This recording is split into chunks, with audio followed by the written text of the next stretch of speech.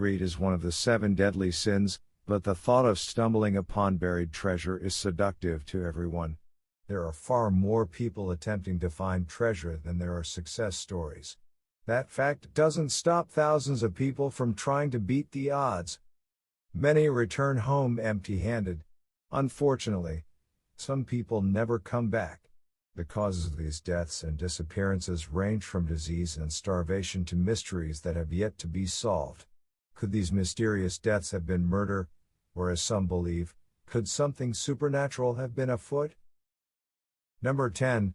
Willie and Frank McCloud. The Naha tribe were the indigenous people who lived in the Northwest Territories of Canada. Once European settlers started showing up to hunt for gold, the Naha mysteriously disappeared.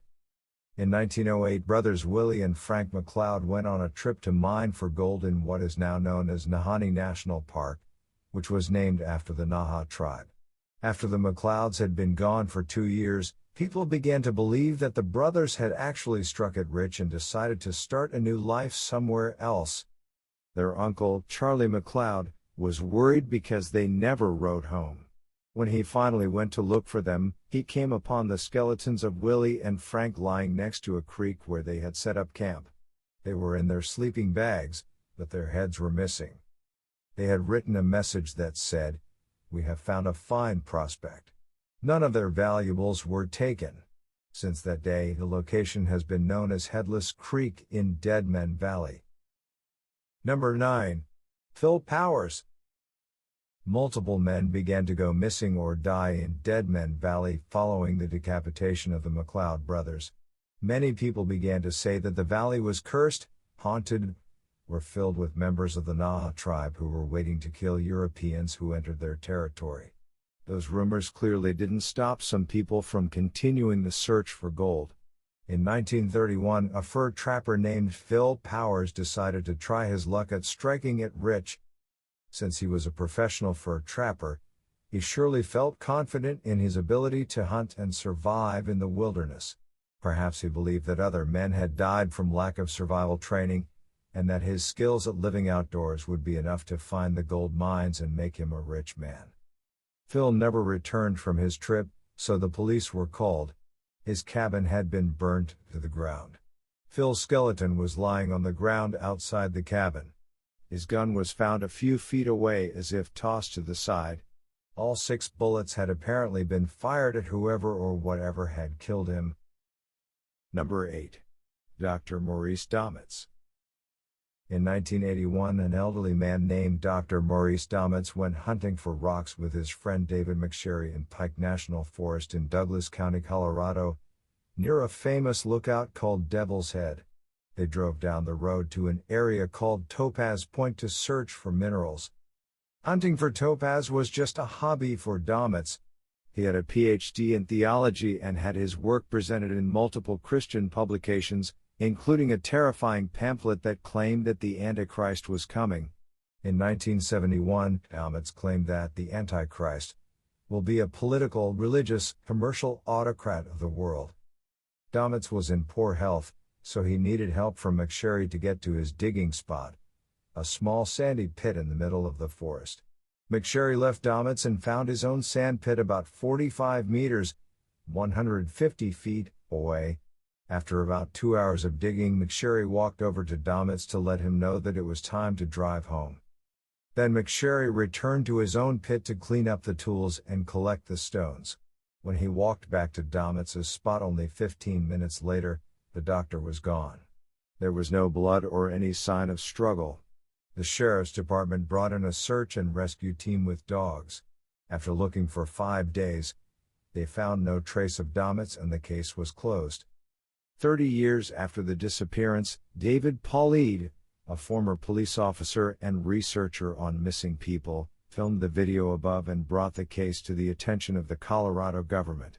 The state of Colorado agreed to reopen the investigation into Domitz's disappearance. Number 7. Billy Murray. In 1908, 2 young men were searching for gold in Arizona. One was named Billy Murray. His friend preferred to stay anonymous, but let's call him Bob for the sake of the story. Billy and Bob were prepared to camp for several days near the Norris Ranch while they looked for gold. They brought dogs and donkeys to help carry their supplies. After a long morning of work, Bob and Billy decided to take an afternoon nap. Bob woke up a couple hours later in the early evening and noticed that Billy was nowhere to be seen. Bob had not heard his friend get up, and his jacket was sitting on the ground. None of the prospecting equipment had been taken. Bob assumed that Billy must be nearby. Night fell and Billy never returned. The next morning Bob reported that his friend was missing. He was never found. Number 6. Randy Bilyeu. Author Forrest Fenn is a former art dealer who hid millions of dollars in treasure in the wilderness of New Mexico when he was 80 years old. He left clues in a poem about the location of this hidden treasure and challenged the public to find it. In an interview, he claimed that he wanted to start this treasure hunt to encourage people to get outside and explore nature. In January 2016, 54-year-old Randy Bilyeu wanted to find the treasure, so he headed to the location with some hiking supplies and his dog. After a few days, his wife reported that he was missing. His remains were not found until 7 months later. When asked about Bilyeu 1 month after his disappearance, Fenn said that he did not feel any sense of responsibility, but he wanted to take part in the search to find Bilyeu. There was no follow-up after Bilyeu was pronounced dead. The treasure still has not been found. Number 5. Venezuelan gold miner massacre. In 2016 in Bolivar, Venezuela, 28 men who worked as gold miners left their homes to hunt for the precious metal and mysteriously disappeared. Their families believe that the men were all killed by a gang who decided to take the gold mine for themselves. Families of the victims pleaded with the governor of the local area to do something. He brushed off the incident as an attempt to stir up trouble by the opposition, the name given to citizens who were against Nicolas Maduro, the current president of Venezuela.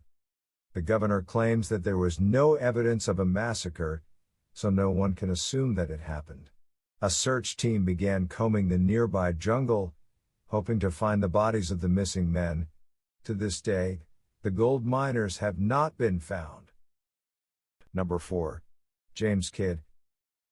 In 1949, a 70-year-old man named James Kidd was a professional treasure hunter from Phoenix, Arizona. He had a copper mining company and also staked a claim on plots of land that he used to mine gold. One day, he got into his car and drove away. He was never seen again. Years after his disappearance, he was assumed to be dead. An estate lawyer looked over his last will and testament. Kidd had decided to create a treasure hunt of his own. He wrote that he would leave all his money to someone who could prove the existence of the human soul. Obviously, this challenge made it into the press. It began the Great Soul Trial of 1967. Scientists competed in their attempt to somehow prove that a soul left the body at the time of death. When no one could find proof, it went to retrial in 1971 with 102 researchers trying to claim the money. Kidd originally left $500,000 behind. However, the legal fees and the cost of the trials ate up so much cash that only $175,000 remained. It was given to the Barrow Neurological Institute of Phoenix, Arizona. The story has inspired many books to be written, and many artists have created works based by the event. Number 3. Missing prospectors of the California Gold Rush. In 1849, during the California Gold Rush, over 30,000 men flocked to trails where gold had been seen. Unfortunately, there had also been a cholera outbreak in New York City from the drinking water at that time. Many of these men were infected New Yorkers who had traveled to California. They used the same water from the streams as everyone else, and it unwittingly infected many of the other men. Since there were so many people, everyone was in close proximity to one another. The disease spread quickly.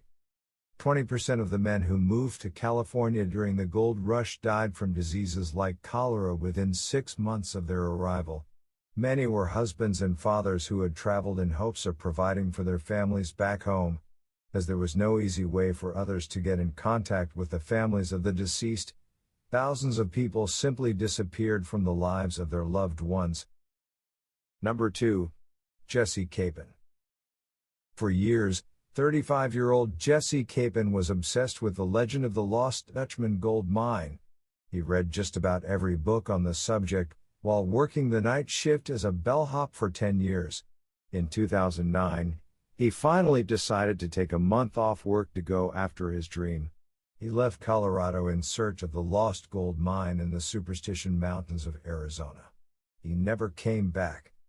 Not long after his disappearance, hikers found a tin can on the edge of the 55-meter cliff that simply said, "Jesse Capen was here." A single boot, driver's license, and camping gear were all recovered, but he was nowhere to be found. For 3 years, people searched for Jesse and could not find any trace of his remains.